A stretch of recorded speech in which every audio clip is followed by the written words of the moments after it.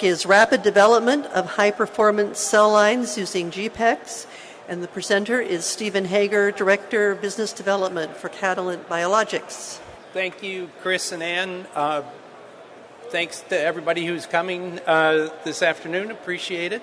What I want to do is talk to you about our GPEx technology, which we feel is the best technology out there for engineering mammalian cell lines.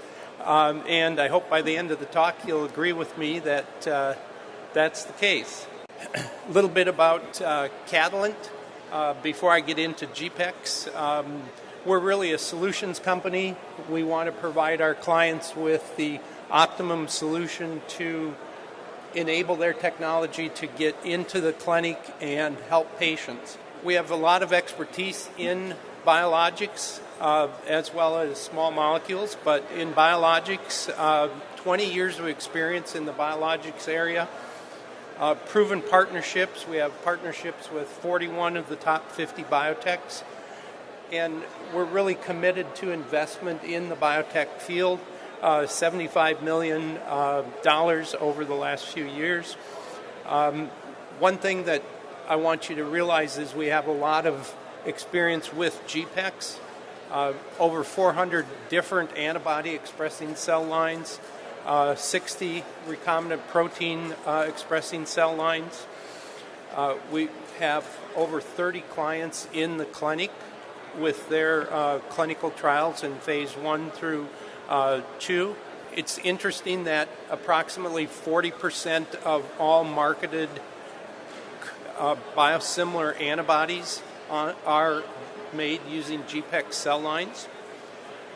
We have invested in our technologies by taking the technology from Redwood Bioscience, acquiring that technology and using it to develop antibody drug conjugates. And we have, besides the programs that I mentioned, we have a 20-year track record in analytical and fill-finish programs. And we have a brand new technology called Advacept, which is a glass-free technology.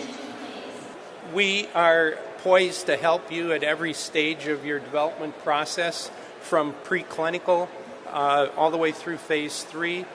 And I'm going to be focusing on the cell line engineering technology that we have, GPEx, which is, of course, in preclinical, but we can provide support all the way through as you develop your proteins. Focusing on GPEx, it's our proprietary technology for engineering mammalian cell lines. We feel there are several advantages for GPEx, and it enables our clients to get to the clinic faster than with other competing technologies. So a big advantage is speed to clinic, and one of the reasons for that, you can see down at the bottom of this slide, is that we don't use antibiotic selection. Our process is 100% efficient. And we don't use typical gene amplification. We simply repeat the process to insert more genes into the genome. And then finally, the way our technology inserts genes, it inserts them as single copies in many sites, and this leads to very stable cell lines. The integration sites tend to be more active regions because the technology works on dividing cells, and so we tend to get higher levels of expression than typical transfection-based technologies. We have, again, a lot of experience. As I mentioned, we have over 400 antibody-expressing cell lines that we've made, as well as over 60 recombinant protein-expressing cell lines. So why is GPEx unique and differentiated from other technologies available on the market? One of the important ways is that it works on any cell line without need for modifying the cell line or the process. So we can use CHO cells, human cells, different varieties of CHO cells, and the method works each time. We typically get higher yields than other technologies. As I mentioned, the genes are inserted into active regions in the genome, and this allows for high expression of your antibody or recombinant protein. And this is true from the cell pool stage on into your top clone. The way that we practice the process does not require any antibiotic selection. The process is 100% efficient, and so this results in shorter timelines, and it also means that we don't have an antibiotic-resistant gene in our construct. So we're not making an extraneous protein that could end up harming the cells and slowing cell growth. The fact that we don't need to use antibiotic selection enables us to insert multiple different genes in order to achieve the final end product that you're looking for. So, for example, if you need a processing enzyme to activate your protein, we can actually insert additional copies of that enzyme into the cell pool and then insert the gene of interest expressing your protein, and you end up with a very efficient mechanism for activating your particular protein of interest. And we take advantage of this with our ADC technology, which requires an enzyme to convert a cysteine into a formylglycine. So we started out by creating a pool of cells that overexpresses the formylglycine generating enzyme. Then we can put in the antibody sequence that we're engineering, and we end up getting full conversion of our target cysteine into formylglycine. And we get conversion rates of over 95% using this process. And again, that can work for any system where you need more than one protein. Very easy and efficient to do. One of the most important features of your cell line is genetic stability and expression stability. It's very important for the FDA to see that you can demonstrate stability of your cell lines. The way that our process works is through insertion of single gene copies in multiple different regions in the genome. This leads to very stable inserts as compared to standard transfection technologies where you insert a copy, multiply it, amplify it many times, which creates an unstable situation in the cell. So again, we know that our cell lines are stable. We don't need to spend time and energy looking for stable clones. We simply confirm that the clones are stable when we make our master cell banks. This slide is a demonstration of the stability. These studies were performed on 17 different cell lines expressing 17 different proteins, and we studied stability out to 40 to 60 generations. And on the graph at the bottom of the slide, we're plotting the gene copy index on the y-axis and the different cell lines on the x-axis. The B is the beginning of the process and E is the end. And you can see for each pair of the data, there's no significant difference in the gene copy index, which is our way of tracking copy number.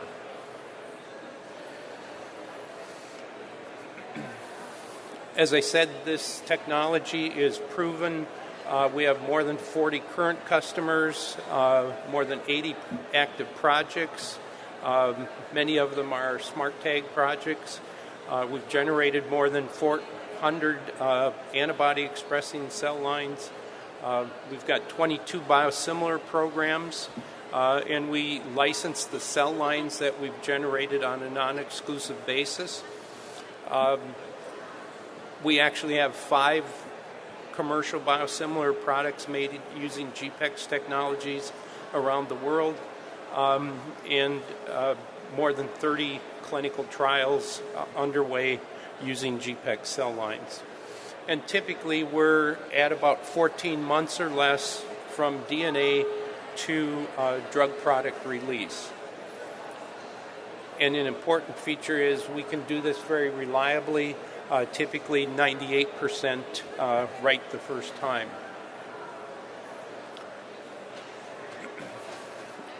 In terms of other advantages, besides the speed and stability, our GPEx patents provide a unique advantage to our clients. The technology is patent protected. We continue to build on the patent estate. The technology avoids many prominent mammalian cell line engineering technology patents, and our vectors and components are clean, meaning there's no pass-through royalties. This slide shows a depiction of our construct, and it's a really simple construct. Again, you can see that there's no antibiotic-resistant gene associated with the construct. Basically, what we're using is a sequence that contains self-activating 1 and 2 from murine leukemia virus. We have an extended packaging region, a promoter, and we use a non-human primate promoter to help express the genes in our construct. Then we have the gene of interest. Then we have an RNA export and stability element because our message goes in as RNA rather than DNA. And then the end is the self-activating sequence 2. The process that we use is based on a retrovector particle to insert the genes into the cells. And this process is really a 2-step process. We need to make the retrovector particles, and then we use them to insert the genes. So you can see in this diagram, the initial production process is to co-transfect a VSV-G gene, which expresses a unique protein for the coat of the particle, and then we have a plasmid with the gene of interest that is co-transfected into a packaging cell line. And this is a human cell line that contains some of the components used to make the retrovector particles. Once we use the transfection process, now the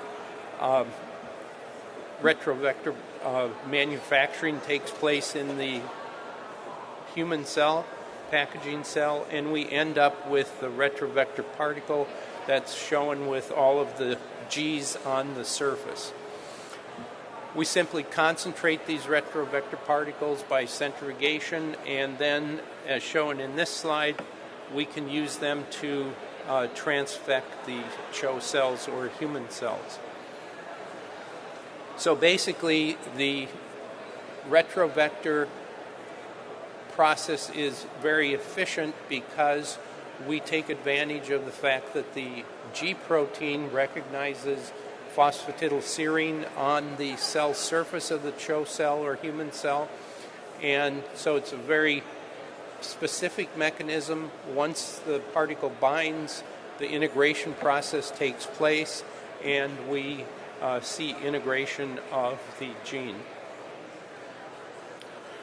This diagram shows then again the retrovector transduction of the cells, creating a pool of cells expressing the protein, and we can use those cells to manufacture protein for initial in vitro studies, or we can go straight to limiting dilution cloning and clone selection.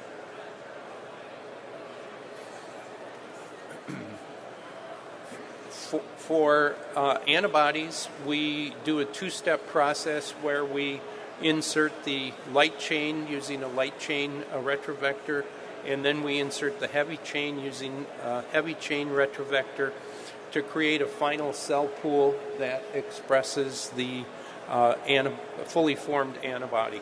And again, from these cell pools, they're stable. We can use them to manufacture protein for in vitro studies or in vivo studies, as well as go straight to limiting dilution.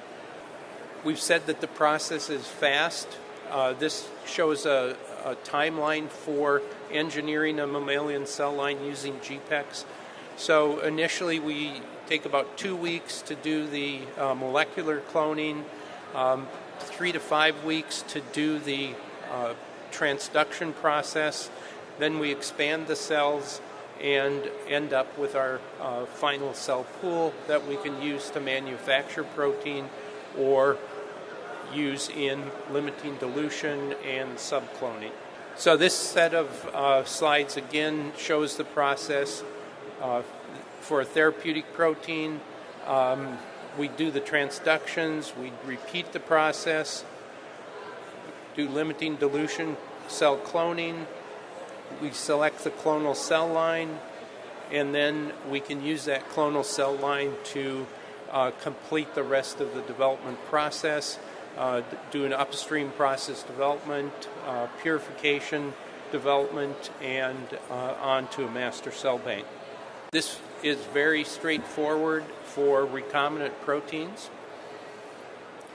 Monoclonal antibodies, again, as I said, we do the light chain transduction, the heavy chain transduction, repeat the process to insert more genes, limited dilution cloning, and clonal cell line selection, followed by the full development process. So you can see that it's a very straightforward, it's reproducible, and it really helps speed your development process towards the clinic. As I mentioned, the process of GPEx cell line engineering creates cell lines that express at higher levels, and this slide shows clonal cell line for production for recombinant proteins, so non-antibody proteins, in the shake flask stage.